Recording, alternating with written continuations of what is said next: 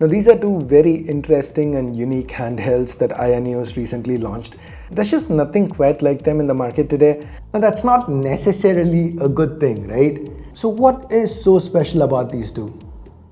Well, if this is your first time here, or in case you just can't remember, my name is Ash, you're watching C4E Tech, and let's take a closer look at these two devices.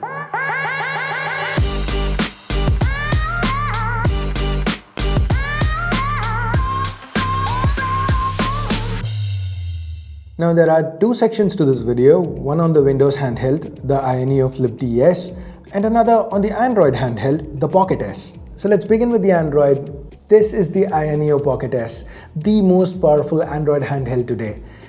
We will get to the performance part in a bit. First, let me actually show you what it is, and let me start with its strengths. This one, the Pocket S, it feels very premium given that all-glass front and metal sides. It's got a bit of a Vita look to it. And here's a side-by-side with some popular handhelds to give you an idea, a point of reference as to how big this is. It's also just 14 millimeters thick, which is excellent when you think about handhelds. It's pretty light too. Initially, I thought I was gonna hate the ergonomics because this back is flat, so there's no place to really grip it to wrap your palm around. And to be real, I kinda do, because the Pocket S is not the most comfortable handheld to hold and use for long periods of time. But here's the thing, even with a handheld like this, the Odin 2, where there are bumps for you to wrap your palms around, it still wasn't enough. I still ended up needing these 3D printed grips to have an experience I'd call comfortable. So maybe if I added something like this, the Pocket S would also be more comfortable. So the ergonomics at the end of the day, it didn't bother me as much as I thought it would. What did bother me as much as I thought it would bother me were these sticks. These are Hall sensor analogs, but tiny like the ones you'd find on the Switch Lite. So as nice as this display is, I never really streamed games onto this device. These size sticks, they're not optimal for streaming AAA titles onto this. Now talking about the display, now this is another area I went in with regrets. Because the Pocket S, it was initially supposed to have a 5.5-inch OLED screen, just like the Ioneo Pocket Air. This later on got swapped to a 6-inch IPS, and I'm actually happy with the larger screen. This is actually an exceptional panel for a handheld, 1440p, so super sharp. It's also bright enough to use in a well-lit room, and more importantly, dim enough to be used in a totally dark room. Because using these in bed, it's a very common use case scenario. Now what I'm not a fan of are these speakers. They're excellent on the Flip DS, but on this, I understand the size constraints and all that, but they should have done better. Here, listen to a comparison with the Odin 2.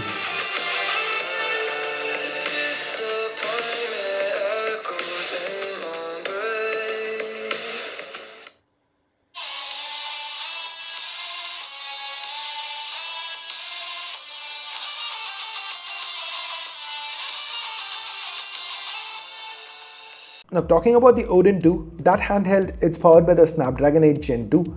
The Pocket S, on the other hand, this one's powered by the Snapdragon G3X Gen 2.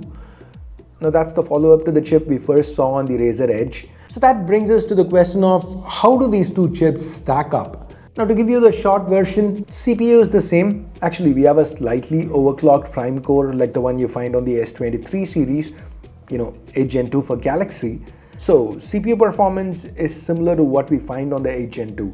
When it comes to GPU, the Adreno A32 here, it's more powerful than the Adreno 740 on the 8 Gen 2. So it kind of sits right between the 8 Gen 2 and the 8 Gen 3 in terms of GPU performance. But there is a but here. Since this device is so sleek, so compact, the thermals aren't as good as they could have been on a larger device. Now Ioneo gives you 3 profiles to run the Pocket S at. Profiles you can switch between from here. Now on the gaming mode, you get no throttling at all. But you also get performance that's only on par with the 8 Gen 2. Now to get that increased performance, you're gonna have to switch to the max mode. Here you get about 80-85% stability, which means for about 1 minute, the Pocket S gives you 15% higher performance than an 8 Gen 2. After which, for the next 3 minutes or so, you get roughly 5% more performance. After that, it's essentially an 8 Gen 2. So a better way to look at performance on this device is as an 8 Gen 2 that can handle intermittent requests for up to 15% higher performance. Basically, what I'm saying is The performance is nice, but that's not gonna be a deciding factor between these two devices. The sweet display, the build, how compact it is, that form factor, now these could be. Of course, as long as the pricing is reasonable, that's something we don't know yet. Anyways, overall, this is a cool little Android handheld. Okay, time now to switch on over to the Windows handheld, the AYANEO Flip. Now, AYANEO has two different flips on offer. There's the Flip KB, where the KB stands for keyboard, and then there's this, the Flip DS, where the DS stands for dual screen. Now guys, let me leave the specs on screen for you. This is a 7840U handheld. Well, 8840U is also an option, but they aren't too dissimilar in performance. So by now, you know how the performance is gonna be here. This is pretty much the best hardware money can buy today for AAA gaming on the go. But there are literally so many choices when it comes to 7840U handhelds. A ton of them from AYANEO themselves. So why the Flip DS? The second screen, it's pretty cool, 3.5 inches, 3:2 aspect ratio. It's perfect to play in Nintendo DS, 3DS, and even Wii U games. Now there are some things to keep in mind. The Flip DS, it has Oculink support and also regular USB 4. So if you want to plug in any GPU, it's something you can do. It also feels great in hand. Due to the form factor, the controls end up being below the screen, so it kind of helps you in setting the device down and playing long sessions without having to crane your neck as much, which the further you get away from 30, the more you're gonna appreciate. At the same time, it's also worth noting that the buttons have less travel than on other handhelds since the lid needs to be closed. For the same reason, the analog sticks, they are recessed and they're also smaller. And due to that, the device is thicker than most other 7840U handhelds, though it's more compact and of course can just be thrown into a backpack. So there are pros, there are cons, it depends on what you want here. Now, one thing that surprised me here is that the second screen, it wasn't as huge a drain on battery as I thought it would be. The battery life, it's pretty similar to what you could get from an Ally, which to be honest isn't too high a bar to clear. But that was something I was a little wary about going in. Now, AYANEO does offer a bit of their own functionality here. For example, you get access to quick settings, control TDP, and a lot of other things. You can even launch apps from it. And because it's a secondary display, you can even say, watch a walkthrough while you're playing a game. It's convenient, sure. AYANEO is also bringing touchpad and keyboard functionality to the second screen. Now this is something you can currently do with the help of third-party apps, but to have first-party support for it directly from the manufacturer, that's always a good thing. There is a little knob that you can use to control the cursor, but I found it way too sensitive to actually use.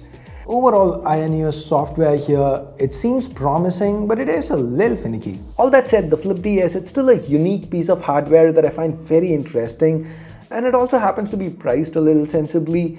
So while there is definitely room for improvement for a first-gen product, I'd say it's surprisingly good. So what do you guys think of these two handhelds? Let me know in the comments. Thanks for watching. Have a nice day. Bye-bye.